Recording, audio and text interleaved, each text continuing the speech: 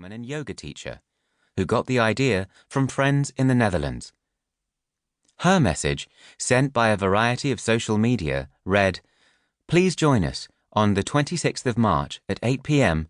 for a big applause from front doors, garden, balcony, windows, living rooms, etc., to show all the nurses, doctors, GPs, and carers our appreciation for their ongoing hard work and fight against the virus."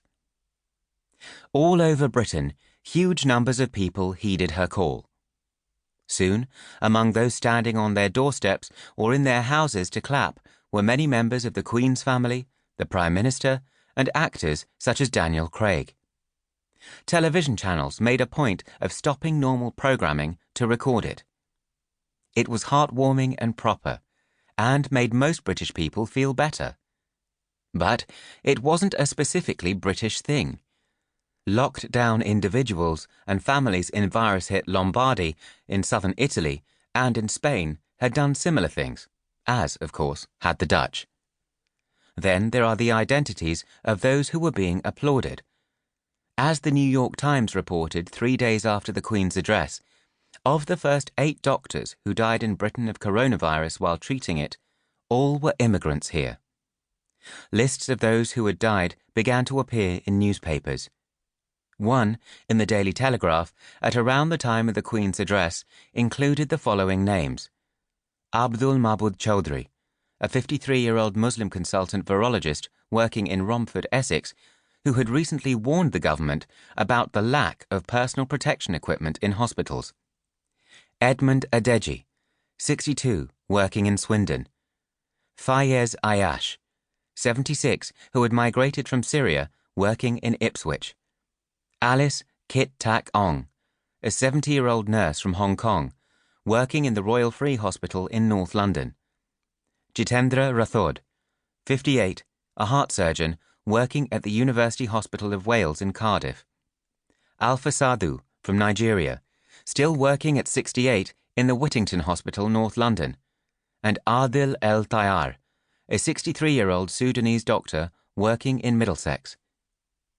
The New York Times listed the countries from which the first dead had come as being India, Nigeria, Pakistan, Sri Lanka, and Sudan. Again, anyone familiar with modern Britain would be unsurprised by that list. The British National Health Service has long relied on doctors and nurses who have migrated here from poorer countries. European medical staff, at the beginning of the epidemic, may well have gone back to their own health services to help.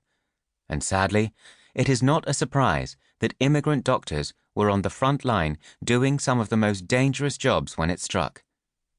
But had something similar happened in the early years of the Queen's reign, then the surnames of the dead doctors would have been more likely to read Wilkins, Smith, Walker, MacDonald, Davies, Jones.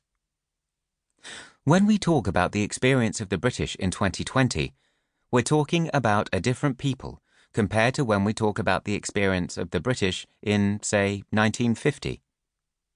Contemporary Britain is unusual in European terms in its porousness to migration from non-European parts of the world for obvious historical reasons.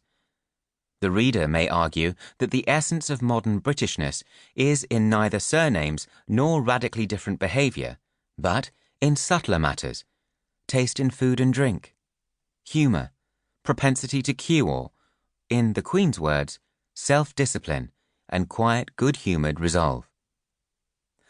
There is a lot in that, but it is easily overdone.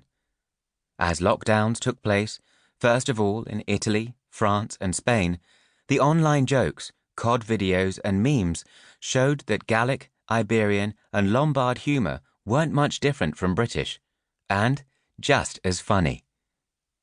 They felt, reacted, and joked just like us. They were as self-disciplined and grumbled just as much. They revered and applauded their doctors and nurses just as we did. One area in which the British response to coronavirus did seem remarkable was when the government asked for volunteers to aid the NHS, deliver food and medicines to the most vulnerable, and help keep basic services running. Within a few days, 750,000 people